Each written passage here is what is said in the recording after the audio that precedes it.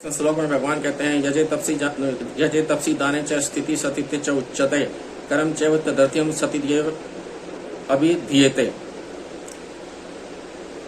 यज तथा तप और दान रूप क्रिया में जो स्थिति निष्ठा है वह भी सत ऐसे कही जाती है, और उस परमात्मा के निमित्त किया जाने वाला कर्म भी सत ऐसा कहा जाता है। यजे तपसी दाने च स्थिति सतित्य च उच्यते। यज तप और दान रूप प्रशंसनीय क्रियाओं में जो स्थिति निष्ठा होती है वह सत कही जाती है। जैसे किसी की सात्विक यज में, किसी की सात्विक तप में और किसी की सात्विक दान में जो स्थिति निष्ठा है, अर्थात इनमें से एक एक चीज के प्रति हृदय में जो श्रद्धा है और इन्हें करने की जो तत्परता है वह सतनिष्ठा कही जाती है।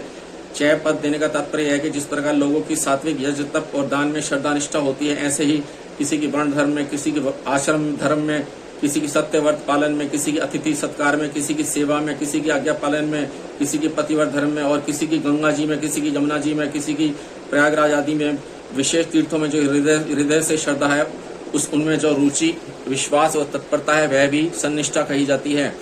कर्म च तदर्थ्यम सतिदेव अभिधीयते।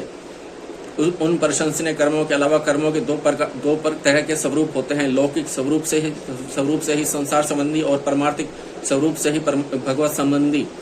वर्ण और आश्रम के अनुसार जीविका के लिए यज्ञ, अध्यापन, व्यापार के इत्यादि व्यवहारिक कर्तव्य कर्म और खाना पीना, उठना बैठना, चलना फिरना, सोना जागना आदि शारीरिक कर्म ये सभी लौकिक हैं। 2 जब ध्यान, पूजा पाठ, कथा कीर्तन, श्रवण मनन, चिंतन, ध्यान आदि जो कुछ क्रिया की जाए सब परमार्थिक है।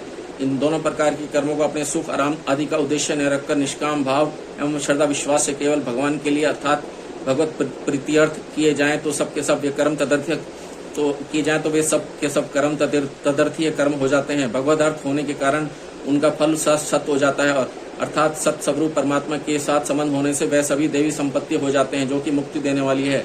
जैसे अग्नि में ठीकरी रख दी जाए तो अग्नि उसको अग्नि रूप बना देती है।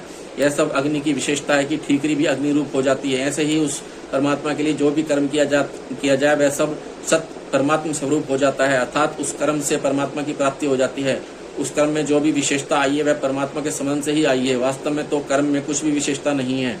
यहाँ तदर्थी हम कहने का तात्पर्य है कि जो ऊंचे से ऊंचे भोगों, स्वर्ग आदि भोग भूमियों को नहीं चाहकर केवल परमात्मा को चाहता है, अपना कल्याण चाहता है, मुक्ति चाहता है, ऐसे साधक का जितना परमार्थिक साधन बन गया है वह सब सत्य हो जाता है। इस विषय में भगवान ने कहा है कि कल्याणकारी काम करने वाले किसी की भी दुर्गति नहीं होती।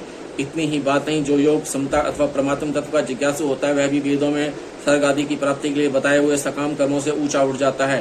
कारण है कि वे कर्म तो फल देकर नष्ट हो जाते हैं, पर उस परमात्मा के साथ किया हुआ साधन कर्म नष्ट नहीं होता, प्रत्युत सत्य हो जाता है।